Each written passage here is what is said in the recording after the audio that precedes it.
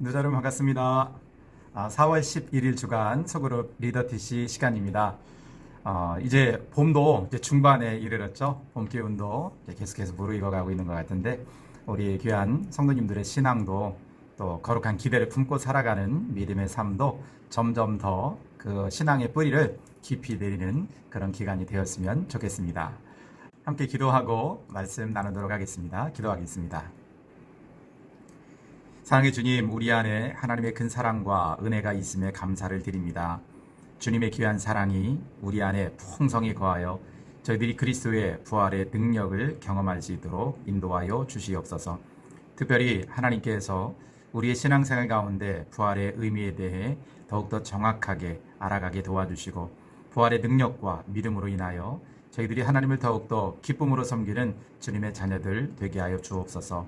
특별히 어려운 시대를 살아갈 때 부활의 능력으로 새로운 시대를 열어갈 수 있는 우리 모두가 될 수 있도록 하나님 은혜 더하여 주시옵소서. 예수님의 이름으로 기도드립니다. 아멘. 오늘 우리가 함께 나누실 하나님 말씀은 신약성경 고린도전서 15장 19절로 22절의 말씀입니다. 하나님 말씀을 같이 한번 읽어보실까요? 만일 그리스도 안에서 우리가 바라는 것이 다만 이 세상의 삶뿐이면 모든 사람 가운데 우리가 더욱 불쌍한 자이리라. 그러나 이제 그리스도께서 죽은 자 가운데서 다시 살아나사 잠자는 자들의 첫 열매가 되셨도다. 사망이 한 사람으로 말미암았으니 죽은 자의 부활도 한 사람으로 말미암는도다. 아담 안에서 모든 사람이 죽은 것 같이 그리스도 안에서 모든 사람이 삶을 얻으리라. 아멘. 오늘 우리가 말씀을 통해서 함께 나눌 주제는 부활에 대한 것입니다. 환영과 축복의 인사 가운데 특별히 이제 우리 성도님들께서 아마 십자가에 관련된 장신구가 여러 개 있으실 텐데요. 그리고 십자가뿐만 아니라 성화라든지 또는 다른 어떤 기독교의 상징들 이런 것들이 있으실 텐데 그런 것들을 마음에 품고 삶에 가지고 어려운 시기를 믿음으로 이겨낸 경험이 있으시다면 함께 나누시면 좋을 것 같습니다. 삶을 살아가다 보면 각자 자신만의 인생의 기준이 있죠. 원칙이 있을 텐데요. 누가 뭐라고 해도 이것만큼은 제가 변하지 않고 잘 지켜내기를 원합니다. 이런 생각이나 자기만의 기준이 있다면 함께 나눠주시면 좋을 것 같습니다.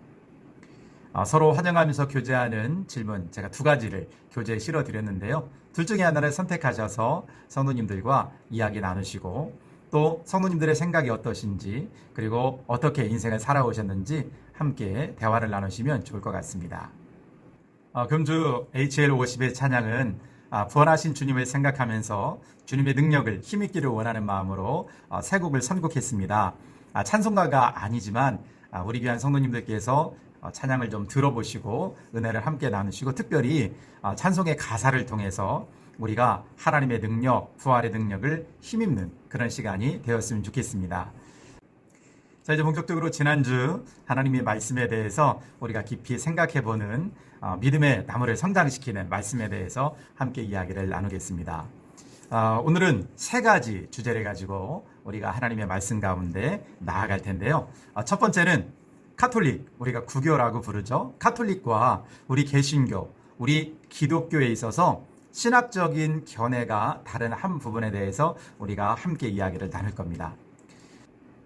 사진을 보시면서 함께 생각해 보았으면 좋겠습니다. 자, 먼저 카톨릭의 십자가를 한번 보시죠. 카톨릭의 십자가는 보시는 것처럼 예수 그리스도께서 십자가 상에서 고통당하시는 그 모습이 늘 언제나 함께 하지요. 우리가 이것을 십자고상이라고 부르는데요. 카톨릭은 신학적으로 예수님께서 고난당하신 성금요일을 굉장히 중요하게 여긴다고 합니다. 특별히 이러한 시기에 우리가 삶에 있어서 절제하고 금식하고 금욕하는 그런 활동들을 중요하게 생각하죠. 예수님이 십자가 고난을 당하신 것처럼 하나님을 섬기는 믿음의 사람들도 주님과 함께 그런 고난의 길을 좀 따라가자 이런 의도를 중요하게 여기는 것 같습니다. 그런데 고난을 워낙 중요하게 생각하다 보니까 부활주일 이후에는 사람들의 삶이 절제되어 있고 금욕하고 하는 그런 모습들에서 약간은 느슨해진다든지 또는 신앙적으로 해이해지는 그런 모습들을 발견하기도 한다고 합니다. 우리 개신교는 그러면 무엇을 중요하게 생각할까요? 우리 개신교는 십자가 위에서 고난당하신 주님에 대해서 우리들이 깊이 묵상하고 생각하기는 하지만 정말 중요하게 생각하는 것은 무덤에서 다시 살아나셔서 부활하신 주님을 우리는 굉장히 중요하게 생각합니다. 그래서 보시는 것처럼 개신교의 십자가에는 고난당하시는 주님의 모습을 찾아볼 수가 없죠. 왜일까요? 무덤에서 이미 부활하신 주님을 우리는 믿고 그 부활의 사건을 소중하게 생각하기 때문입니다. 우리는 이처럼 부활의 사건을 중요하게 생각하면서 부활의 능력을 덧입는 주님의 길을 따라가는 믿음의 사람이 되기를 원하죠. 부활의 능력이 우리와 함께 있을 때 주님께서 걸어가신 그 십자가의 길을 올바로 따라갈 수 있는 제자로서 믿음으로 살아갈 수 있기 때문입니다. 이 십자가의 능력을 힘입고 부활의 능력을 힘입어서 우리가 균형 잡힌 영성을 통해 하나님께서 기뻐하시는 믿음의 사람으로 그렇게 성장해 나아가는 거죠. 옛 과거로부터 지금까지 기독교 역사의 현장마다 그리고 지금 우리가 살아가는 시대에도 이 예수님의 부활에 대해서 인정할 수 없다고 얘기하는 사람들이 있습니다. 바울이 목회했던 고린도 교회 가운데도 그런 사람들이 있었다고 합니다. 이런 사람들에게 바울은 어떻게 목회적으로 다가갔을까요? 어떻게 부활 사건의 이 놀라운 역사, 이 부활의 능력을 그들에게 증언했을까요? 고린도전서 15장에는 부활이 없다고 말하는 사람들에 대해서 바울이 어떻게 주장하고 있는지 잘 드러나 있습니다. 고린도전서 15장, 특별히 1절로 11절에는 부활은 복음의 가장 중요한 요소라는 점을 시사하고 있습니다. 12절로 19절에는 부활을 부정하면 복음은 거짓됩니다. 그리고 복음을 전파하고 믿는 것이 무슨 소용이 있겠냐고 그렇게 바울은 주장하죠. 그만큼 부활은 역사적인 사실이고 부활은 우리 복음에 있어서 그리스도를 믿는 믿음에 있어서 중요하다는 사실을 역설적으로 이야기하고 강조하고 있는 거죠. 20절로 28절은 그리스도께서는 분명히 부활하셨다고 바울은 증언합니다. 그리고 그리스도가 부활의 첫 열매가 되셔서 예수님을 믿는 모든 사람들은 바로 부활에 참여하는 사람이 될 수 있다고 바울은 거듭 강조하고 있죠. 지금 우리가 믿는 신앙의 고백은 역사적인 현장 속에서 끊임없이 복음에 대해서 질문하고 도전하고 반박하는 이런 사람들과 하나님에 대한 깊은 묵상에 대해서 답하면서 하나님의 말씀과 우리의 신앙에 대한 진정한 고백들이 더욱더 든든하게 그렇게 완성되어 왔습니다.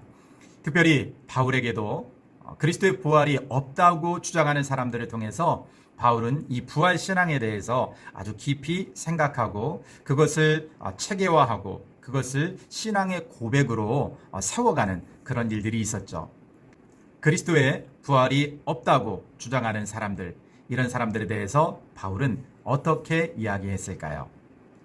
고린도전서 15장 20절로 22절의 말씀을 함께 읽어보겠습니다. 그러나 이제 그리스도께서 죽은 자 가운데서 다시 살아나사 잠자는 자들의 첫 열매가 되셨도다. 사망이 한 사람으로 말미암았으니 죽은 자의 부활도 한 사람으로 말미암는도다. 아담 안에서 모든 사람이 죽은 것 같이 그리스도 안에서 모든 사람이 삶을 얻으리라. 아멘.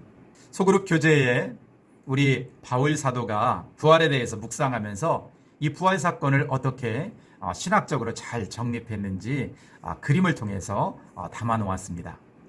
사도 바울은 아담이 죄를 짓고 한 사람이 죽음으로 인해서 그로부터 나타나는 모든 후손들이 죄 가운데 살게 됐다는 이야기를 하게 되죠.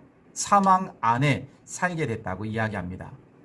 한 사람의 죄와 그 죽음으로 인해서 모든 사람이 죄 가운데 거하게 된 것처럼 바울은 예수 그리스도의 십자가 죽음과 부활 사건이 예수님 개인에게만 국한된 것이 아니라 마치 아담이 죽음의 시작이 된 것처럼 예수님은 생명의 시작이 되셨다고 이야기합니다.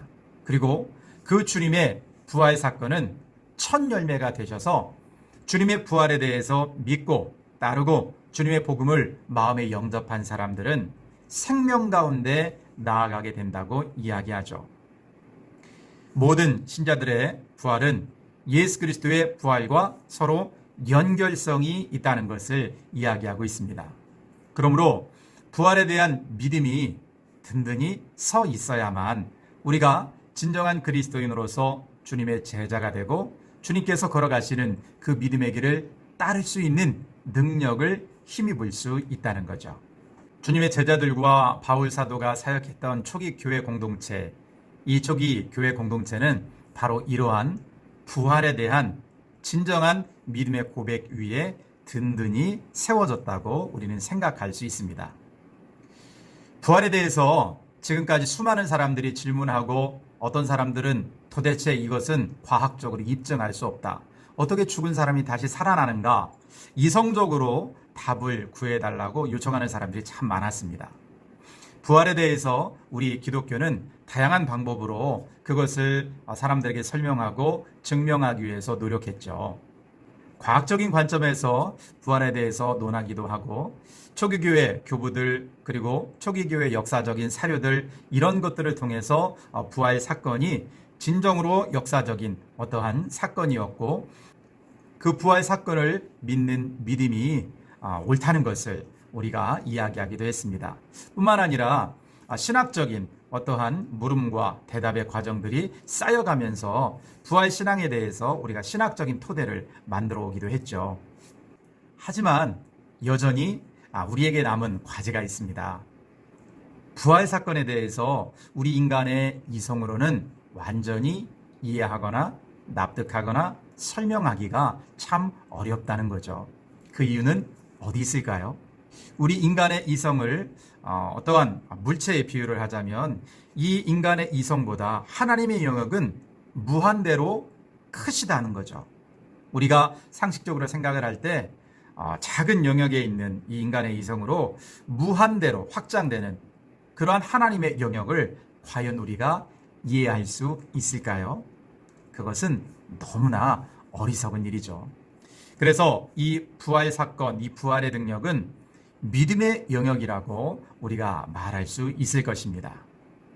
성경에 기록된 부활의 사건, 주님의 제자들이 주 예수 그리스도를 만나고 부활의 주님을 만나고 그들이 증언했던 증언들, 그리고 그들이 교회 공동체를 이루면서 교회 공동체를 통하여서 해왔던 믿음의 고백들, 이러한 것들을 우리가 믿음으로 받아들일 때 부활의 능력이 바로 우리 안에 임하게 되는 줄 믿습니다.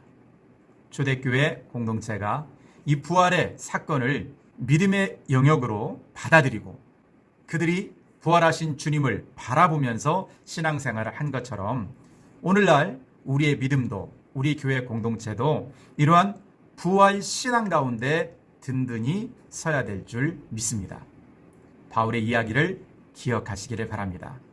만약에 부활이 없었다면 우리는 거짓말장애일 것입니다.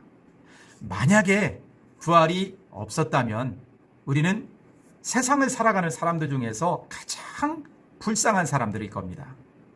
만약에 부활이 없었다면 우리의 믿음도 우리의 신앙도 주님을 따르는 우리의 인생도 그런 사람들이 모여서 함께 이룬 교회 공동체도 다 헛된 것일 것입니다. 바울은 왜 이렇게 이야기했을까요? 부활은 분명한 역사적인 사건이고 그 부활하신 주님이 우리의 구주가 되셔서 우리에게 영원한 생명을 허락해 주셨기 때문입니다. 바울은 이 복음의 역사, 부활의 능력을 분명히 믿었고 부활이 없다고 주장하는 고린도 교인들에게 부활을 설명해 주었던 거죠. 하지만 이러한 믿음의 영역에 속한 부활에 대해서 사람들은 간혹 그렇게 이야기합니다. 절대로 믿을 수 없다고요. 자신의 이성적인 한계에 갇혀서 영원하신 하나님에 대해서 인정할 수 없다고 말하는 거죠.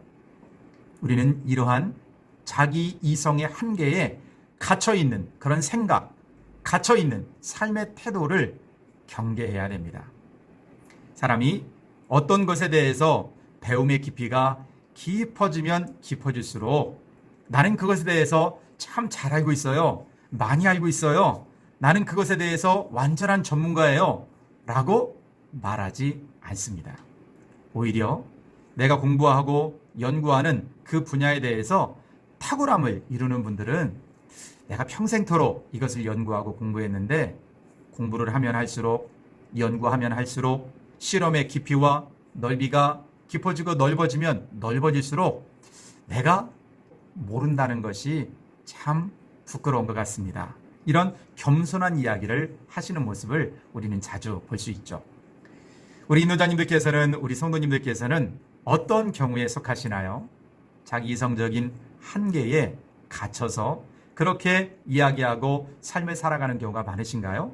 아니면 거꾸로 자기 이성적인 한계를 인정하고 이 땅을 살아가면서 많은 영역에 대해서 수용할 수 있고 포용할 수 있는 개방적인 생각과 삶의 태도를 갖고 인생을 살아가시나요? 부활의 사건과 능력, 그것은 우리의 믿음의 영역입니다. 물론 성경의 증언을 통해서 우리가 부활 사건에 대해서 바라볼 수 있겠죠. 성경에 증언된 부활에 대한 귀한 증언들, 이 사실을 우리가 믿음으로 받아들이고 그 부활을 믿는 믿음의 영역을 통해서 우리가 하나님을 믿음으로 따르는 그런 사람들이 될 수 있기를 원합니다. 지금은 우리 눈에 완전하게 또는 선명하게 보이지 않아도 하나님께서 우리에게 성경을 통해서 보여주신 부활 사건에 대한 증언들, 이것들을 믿음으로 받아들이고 하나님께 나아갈 때 하나님께 정말 기뻐하시는 신앙 공동체로 우리 성광교회 믿음의 공동체가 굳건하게 서게 될 줄 믿습니다. 이제 함께 나눈 말씀을 우리가 다시 한번 생각하는 시간입니다. 제가 3가지 질문을 나누었고 그리고 한글 파일에 보시면 질문에 대한 해답도 기록을 해놓았습니다. 첫 번째로 우리 개신교는 그리스도의 고난과 부활 중에 어떤 면을 더 소중하게 여길까요? 하는 질문이죠. 우리는 카톨릭의 십자가 그리고 우리 기독교의 십자가, 이 2가지를 비교하면서 신학적인 견해에 어떤 차이가 있는가를 함께 살펴보았습니다. 우리 개신교는 그리스도의 고난보다는 부활의 능력을 더욱더 소중하게 여기죠. 그래서 우리가 상징으로 사용하고 있는 십자가에는 예수님의 고난받는 모습이 없으십니다. 우리 개신교는 그리스도의 부활의 능력을 더 소중한 가치로 받아들이고 있습니다. 두 번째 질문입니다. 바울 사도는 고린도전서 15장 20절로 22절을 통해서 부활에 대해서 어떻게 설명하고 있나요? 예, 표가 생각이 나시죠? 아담 한 사람이 죽음의 시작이었고 그 죽음이 모든 사람들의 죽음으로 영향을 미쳤다. 이와 같이 예수 그리스도의 죽음과 부활이 생명의 시작이 되었고 또 그 생명의 씨앗, 첫 열매가 되신 그 사건으로 인해서 모든 사람이 생명을 얻게 됐다는 이야기. 즉 예수 그리스도의 부활은 그 복음을 믿는 사람들에게 서로 연결되어 있다는 사실. 그러므로 우리가 그리스도를 믿음으로 영원한 생명의 주인공, 하나님의 자녀가 된다는 사실. 이것을 바울은 이야기했습니다. 세 번째 질문입니다. 부활 사건에 대해서 우리는 무엇에 갇혀있지 않아야 될까요? 그리고 우리는 교회 공동체를 무엇 위에 든든히 세워야 될까요? 사람들 중에는 자기 이성의 한계에 갇혀있는 사람이 의외로 많습니다. 혹시 저와 우리 성도님들께서 생활 속에 그렇게 우리의 경험, 우리의 지식, 우리가 알고 있는 어떠한 이야기들, 이런 것에 갇혀서 그런 일은 절대로 있을 수 없어요 라고 말하지는 않나요? 우리는 이성의 한계에 갇혀있지 않아야 되죠. 그리고 그 한계를 넘어서는 믿음의 영역인 이 부활에 대해서 우리가 믿음으로 고백하고 성경의 증언들을 믿고 이 믿음의 고백 위에 우리가 교회 공동체를, 우리의 신앙을 든든히 세워가야 될 줄 믿습니다. 이러한 믿음의 고백, 부활 신앙에 대한 고백을 통해서 우리는 주님을 따라가는 거룩한 제자로서 인생을 살아가게 되는 줄 믿습니다. 이제 삶으로 결단하는 질문입니다. 어떻게 생각해 보면 오늘은 부활 신앙이라는 어떠한 신학적인 이야기를 우리가 함께 이야기하기 때문에 삶으로 결단하는 부분이 조금은 어려울 수 있습니다. 그러나 제가 미리 제시해드린 그런 해답을 좀 보시고 성도님들과 함께 성경을 근거로 부활 신앙에 대해서 다시 한번 확신을 갖고 믿음으로 나아갈 수 있기를 원합니다. 첫 번째 질문입니다. 자신의 이성의 한계 안에 갇혀있지 않기 위해서 우리는 어떻게 해야 될까요? 우리는 자신에 대한 연약함을 먼저 인정할 줄 알아야 되겠습니다. 우리가 오래 살면 70, 80 또는 90 그런 삶의 길이를 가지고 있는데 그 기간 동안 우리가 모든 것을 알 수 없죠. 아무리 탁월한 지성을 가진 사람들도 우주의 신비를 하나님의 광대하심을 어떻게 모두 다 깨달을 수 있겠습니까? 우리가 알고 살아가는 것은 굉장히 단편적인 것들이 많죠. 이 점을 우리가 좀 인정해야 된다는 것입니다. 그리고 세상에 대해서 수용성 있게 폭넓게 받아들일 수 있는 태도를 갖는 것이 참 중요하겠죠. 세상에는 굉장히 다양한 사람들, 다양한 장소, 다양한 사건들, 우리가 알지 못하는 무수한 것들이 너무 많이 있죠. 어떻게 그런 것이 있지? 어떻게 그런 사건이 일어날 수 있지? 어떻게 그런 자연현상이 일어나지? 이렇게 다양한 일들이 세상에는 수없이 많습니다. 그러나 그 모든 것들에 대해서 우리는 잘 알지 못하는 경우가 다반사죠. 세상을 향해 수용적인 태도를 갖는 것. 그럴 때 우리들이 이성의 한계에 갇혀있지 않게 되죠. 그리고 신앙적으로 정말 중요한 것은 하나님의 광대하심을 인정하는 겁니다. 인체의 신비. 아직도 사람들은 그 사실에 대해서 모든 것을 알아내지 못했습니다. 하물며 이 우주와 하나님의 계획과 하나님의 섭리하심을 우리가 어떻게 이 좁은 소견으로 다 깨달아 알 수 있겠습니까? 하나님의 광대하심을 인정할 때 이성의 한계에 갇혀있지 않는 수용성 있는 그런 사람이 될 수 있으리라 생각합니다. 두 번째 질문입니다. 그리스도의 부활은 우리들에게 어떤 선물을 주셨을까요?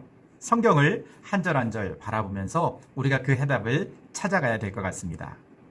먼저 고린도전서 15장 14절 말씀을 통해서는 부활은 진실되다 이 사실을 우리가 경험할 수 있죠. 그리고 15절부터 16절에는 그리스도의 부활로 인해서 우리 믿는 사람들에게 우리 주님께서 참 소망을 주셨다는 사실을 기억하게 됩니다. 17절 말씀에는 이 주님의 부활을 믿는 사람들에게 하나님께서 새 생명을 허락하시고 하나님의 자녀가 될 수 있다는 사실, 이것을 바울은 설명하고 있죠. 19절 말씀에는 삶이란 이 세상에서 끝나는 것이 아니라 영원한 하나님의 나라로 연계된다는 것, 이어진다는 것, 이 사실을 바울은 이야기합니다. 그러면서 부활의 신앙을 가지고 믿음으로 살아가는 사람들은 영원한 하나님 나라에 대한 소망이 있고 그러한 소망을 갖고 인생을 살아가기에 정말 복된 삶이라는 사실을 설명하고 있습니다. 예수 그리스도의 부활을 통해서 하나님은 이러한 놀라운 은혜를 우리 믿는 이들, 그리스도인들에게 선물해 주셨죠. 이 귀한 선물이 우리 인도자님들, 우리 성도님들의 삶에 경험되고 부활 신앙을 통해서 참된 하나님과의 친밀한 교제가 있기를 소망합니다. 부활에 대한 바울의 증언들 그리고 성경의 기록들을 우리 성도님들께서 마음에 잘 받아들이시고 하나님께서 기뻐하시는 믿음의 길을 걸어가시기를 바랍니다. 이번 시간에는 우리 성도님들과 함께 교회 공동체를 위해서 그리고 소그룹에 속한 우리 성도님들을 위해서 함께 기도하는 시간입니다. 특별히 우리 교회 공동체를 위해서는 새가족 학교가 금주부터 시작이 되었는데요. 새가족 학교 그 귀한 사역을 위해 함께 기도하기를 원합니다. 기도 제목을 한번 보실까요? 첫 번째, 지치고 상한 마음과 믿음의 회복이 있게 하시고 새 영과 새 마음으로 새롭게 믿음을 세워가게 하소서. 두 번째, 믿음의 공동체의 한 일원으로 우리 교회에 주신 비전과 가치를 동일하게 품게 하소서. 세 번째, 우리 교회에 잘 정착하여서 심겨진 곳에서 아름답게 꽃 피우고 열매 맺는 헌신된 가족이 되게 하소서. 지난 4월 10일 토요일부터 새가족 학교가 개강되었습니다. 4주간 이 새가족 학교가 진행될 텐데요. 우리 귀한 새가족들이 이 세 가지 기도 제목으로 우리 성도님들이 함께 기도함을 통해서 우리 교회에 잘 뿌리 내리고 우리 성광신앙 공동체가 말씀을 통해서 갖고 있는 신앙의 가치들을 삶 가운데 잘 녹여낼 수 있도록 함께 기도해 주시기를 원합니다. 두 번째로 우리가 기도할 것은 우리 성도님들의 가정을 위해서, 믿음을 위해서, 삶을 위해서 함께 기도하는 일입니다. 실제적으로 마음에 어려움이 있다든지 또는 삶에 어려움이 있는 그런 모습들을 함께 고백하시고 믿음으로 기도할 때 하나님께서 부활의 능력으로 도와주실 줄 믿습니다. 안내 말씀을 드립니다. 대전 지역에 코로나가 갑자기 확산되면서 사회적 거리두기가 2단계로 상향 조정됐죠. 그래서 4월 18일까지 우리 교회는 각 예배마다 예배 인원을 180명으로 그렇게 정하게 되었습니다. 우리 성도님들께서는 1부 예배, 2부 예배, 3부 예배 그 각 예배마다 토요일 오전까지 예배 신청을 해 주시기를 바랍니다. 예배 신청은 1부는 송선규 목사에게, 2부는 원종광 목사에게, 3부는 이성광 목사에게 문자로 그렇게 예배 신청을 해 주셔서 저희들이 예배 드리는 인원에 대해서 잘 조정하고 사회적 거리두기를 잘 지키면서 예배할 수 있도록 협조해 주시기를 부탁을 드립니다. 두 번째 안내 말씀입니다. 우리가 라오스에 있는 어린 영혼들을 위해서 도서관을 건립하고 후원하기를 원합니다. 사순절 기간 동안 우리가 절제하고 금식하고 또 이 후원을 위해서 정성을 모금하고 있죠. 각자의 환경에 맞게 아주 작은 정성이라도 함께 하셨으면 좋겠습니다.